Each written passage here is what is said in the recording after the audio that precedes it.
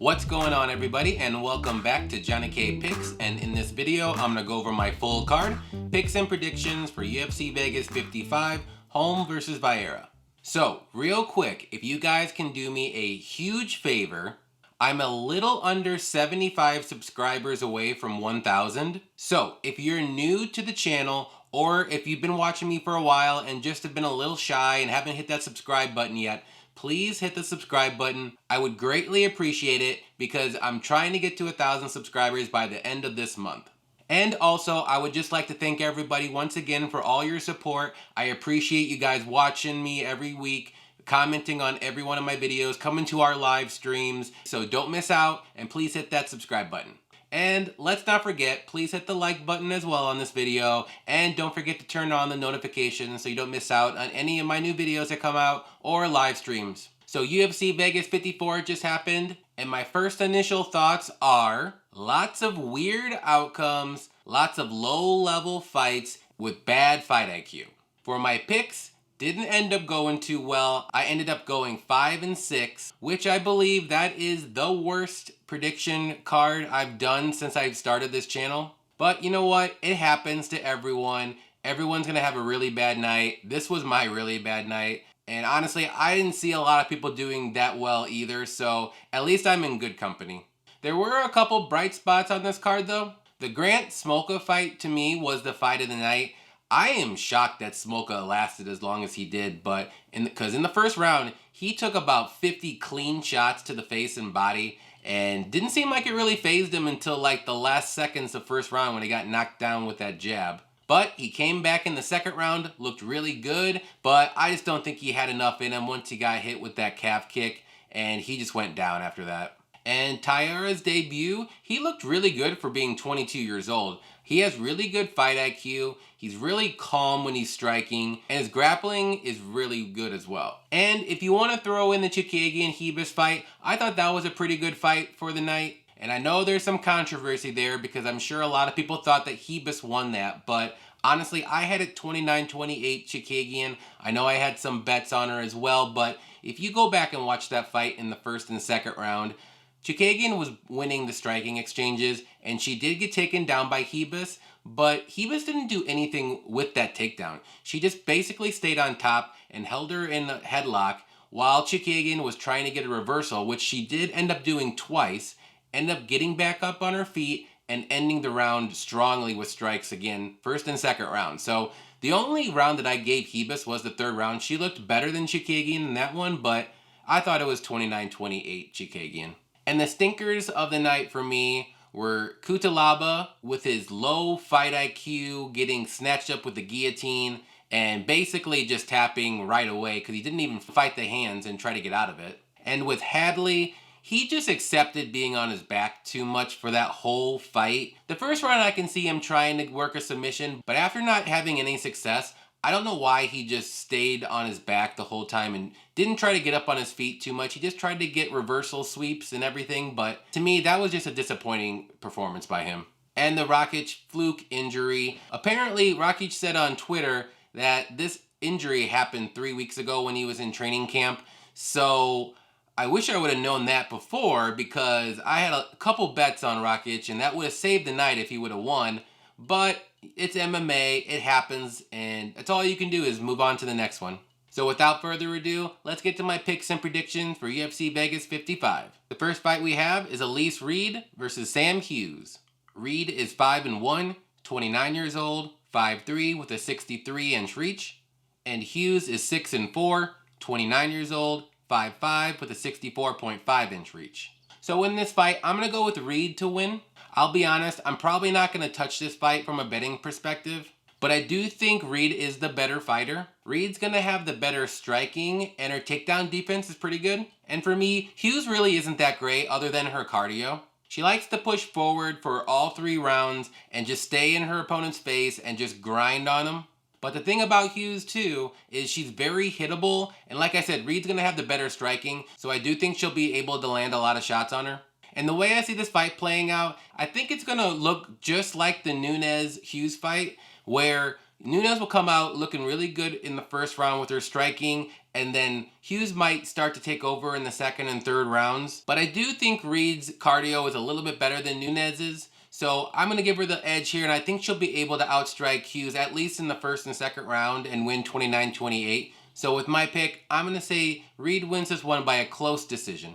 Next fight we have is Chase Hooper versus Felipe Colares. Hooper is 10-2-1, 22 years old, 6'1" with a 75.5-inch reach, and Colares is 10-3, 28 years old, 5'8" with a 69.5-inch reach. Alright, so call me crazy, but I'm going to go with the underdog here, and I'm going to pick Hooper to win. So this is definitely a gut pick for me, but Hooper's grappling and submission game is going to be way better than Colares's. And not to mention, he's going to have the height advantage and the reach advantage. And what I like about Hooper is he knows he's really good at grappling. So that's his first thing that he's going to try to do. He knows he's not the greatest striker on the feet and he needs to get this fight to the mat. And with Colares, he's just not that dangerous to me. He does win a lot of his fights by decision, but he is a pretty well-rounded fighter. He has good grappling and his striking is pretty decent too. I just think this fight somehow, some way is going to get to the mat and Hooper's going to be able to wrap up a submission. So with my pick, I'm going to say Hooper wins by submission. Next fight we have is Jonathan Martinez versus Vince Morales.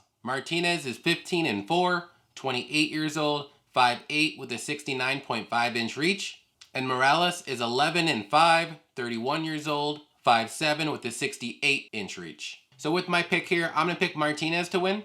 So both guys are mainly strikers, but I'm going to give Martinez the edge here. He has really good leg kicks, and his striking accuracy and striking defense is a little bit better than Morales's. But the little red flag for me with Martinez is if he gets hit cleanly in the face, he does drop fairly easily. If you go back and watch his last fight, he was winning like 4 minutes and 40 seconds of one round, and he got hit once in the face and he dropped immediately. So he's going to have to be a little bit safer with his striking defense. And speaking of leg kicks, if you go back to Morales' fight with Chris Gutierrez, he actually lost that fight by knockout from a leg kick. So I do think Martinez can chop at the legs early, and if he does that successfully, I can see him winning this fight, maybe by a knockout. But I think this fight's going to go to decision. Both guys aren't the greatest knockout artists, so with my pick, I'm going to say Martinez wins this one by decision. Moving on up the card, we have Omar Morales versus Uros Medic. Morales is 11-2, 36 years old, 5'11" with a 74-inch reach, and Medic is 7-1, 29 years old, 6'1" with a 71-inch reach. So this is going to be an interesting fight, and I'll be honest, I'm a Medic guy. I do think he still has a high ceiling, even though he looked awful against Jalen Turner in his last fight. But with my pick, I'm going to say Medic gets the job done. So I don't want to say this is more of a fade on Morales, but I'm just not too impressed with him. He's going to be moving up a weight class for this fight, and he's 36 years old, and he's a super low volume striker. And with Medic, he has knockout power. He's a super high volume striker. He likes to throw crazy kicks and flying knees. And I don't think he's gonna sit back and get lulled to sleep by Morales. I think he's gonna come in there just swinging like he normally does. And I think he's going to eventually land the knockout. And I know Morales hasn't been knocked out in his career yet, but I do think Medic will be able to catch him with something crazy, like a flying knee or a spinning elbow. So with my pick, I'm going to go with the more dangerous guy here and say Medic wins this one by knockout. Next fight we have is Parker Porter versus Jailton Almeida. Porter is 13-6, 37 years old, 6 foot with a 75-inch reach. And Almeida is 15-2, 30 years old, 6'3" with a 79-inch reach. Alright, so this is a weird fight because it will be a heavyweight fight, and Almeida is normally a light heavyweight, but make no mistake about it, Almeida is a monster. He's going to be the taller fighter in this fight, and he's going to have the longer reach.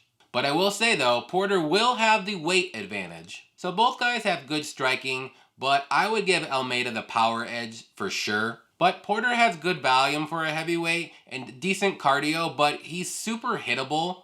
And I just think Almeida's going to be the quicker striker here. And on the mat, yep, it's going to be Almeida all day. I think whenever he wants to, he can get this fight to the mat and either get ground and pound or get a submission. So the way I see this fight playing out is however Almeida wants to win this fight, he's going to do it. It's going to be by a submission, by a knockout, or if he wants to go all 3 rounds, he can do that as well. But I do think Almeida's going to get a finish of some sorts here, but I'm going to go with him getting a ground and pound knockout. So with my pick, I'm going to say Almeida wins this one by knockout. Next fight we have is Joseph Holmes versus Amedovski. Holmes is 7-2, 26 years old, 6'4" with an 80-inch reach. And Amedovski is 8-2, 34 years old, 5'10" with a 74-inch reach. So in Holmes' last fight, I was pretty disappointed in how he performed against Jamie Pickett, but I just can't pick against him in this fight, so I'm going to go with Holmes to win this one. In Holmes' last fight, he just looked like he gassed out after the first round. But he is a good striker with really good grappling and submissions. And with Amedovski, where do I begin? He's going to be the much smaller fighter in this matchup. He hasn't fought in almost 3 years, but he does have pretty good striking and power. But I'm just not sure if he's going to be able to land cleanly against Holmes because of the height and reach advantage. If Holmes can keep his range striking and go for a takedown and get this fight to the mat, I do see him having a lot of success. And I do think Holmes should be able to win this fight. So with my pick, I'm going to say Holmes gets a submission, maybe like a rear naked choke in the first round. Moving on up the card, we have Eric Anders versus Jun Young Park. Anders is 14-6, 35 years old, 6'1" with a 75-inch reach. And Park is 13-5, 31 years old, 5'10" with a 73-inch reach. So with my pick here, I'm going to pick Park to win. So for me, this is a power striker versus a wrestler. And unless Anders can land the knockout shot early, I don't think he's going to win this fight. Park is a super tough dude. He has pretty good striking himself, and he's a really good wrestler with good takedowns. I will say though, Anders does have pretty good takedown defense, which is at 74%. But once he does get taken down and he's flat on his back, he's not great at all. So the way I see this fight playing out is one of 2 ways. It's either going to be an Anders knockout early, or Park is going to grind out a decision win. So I'm going to lean the Park side here, because like I said, Park is a tough dude. So with my pick, I'm going to say Park wins this one by decision. Next fight we have is Polyana Viana versus Tabitha Ricci. Viana is 12-4, 29 years old, 5'5" with a 67-inch reach. And Ricci is 6-1, 27 years old, 5'1" with a 62-inch reach. So this is going to be a fun fight actually. And with my pick, I'm going to pick Ricci to win.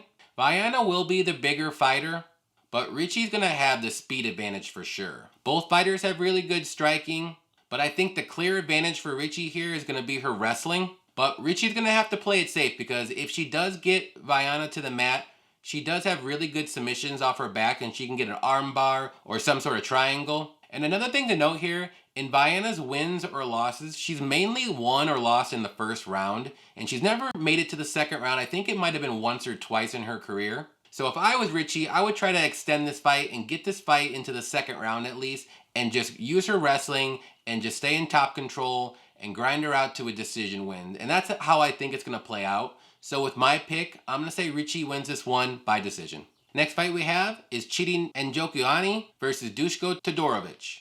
Njokuani is 21-7, 33 years old, 6'3" with an 80-inch reach.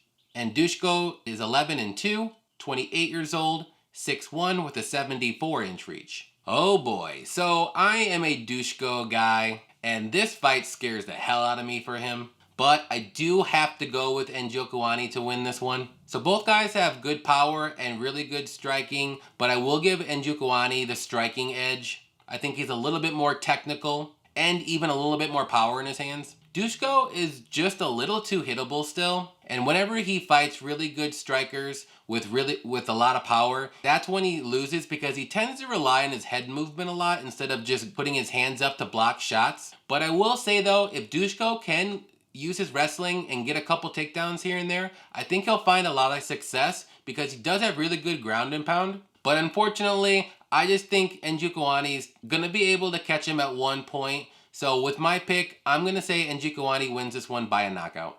Alright, co-main event time here. We have Santiago Ponzinibbio versus Michel Pereira. Ponzi is 28-5, 35 years old, 6 foot with a 73-inch reach. And Pereira is 27 and 11, 28 years old, 6'1" with a 73-inch reach. So this is the toughest fight for me to predict on the card because I really like both guys, but gun to my head, I'm going to say Pereira wins this one. So both guys have really good striking, and obviously Pereira's striking is a little bit more unorthodox. He likes to do those crazy kicks, flying knees, kicks off the cage. And Ponzi's striking is a little bit more boxing orientated. It's a little bit more technical, but he's going to have a tough time trying to hit Pereira because Pereira doesn't stop moving from left to right. He always circles around the cage. He's always going to dart in and dart right back out. And the only little red flag for me for picking Pereira is his cardio. I know I've said this about 3 or 4 times in my predictions for him, but it does look like he's toned down his craziness a bit,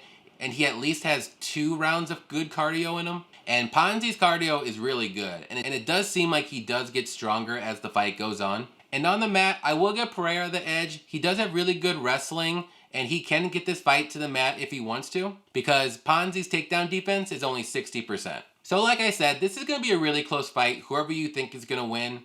But I do see this fight going the distance. I don't think either one's going to be able to knock out one another. So with my pick, I'm going to say Pereira wins this one by a close decision.